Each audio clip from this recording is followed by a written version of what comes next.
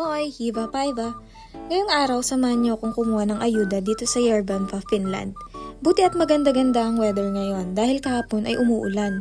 Naglalakad lang ako nito dahil pupunta tayo sa waiting area kung saan kami magkikita-kita ng aking mga kabayan. At dito sa part na to ay pupunta na kami kung saan may nagbibigay ng free food or grocery. Dito sa amin, twice a week nga pala ang schedule nito. Sobrang laking tulong nito dahil sobrang mahal na ng mga bilihin ngayon.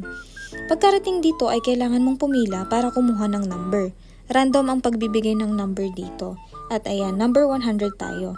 Ayos lang yon dahil mabilis naman ang pag-usad. After mo makakuha ng number ay papasok ka sa loob. By the way, church nga pala ito. Habang tinatapos nila ang pagbibigay ng number sa labas, dito naman sa loob ay parang may preaching sila bago magbigay ng free foods.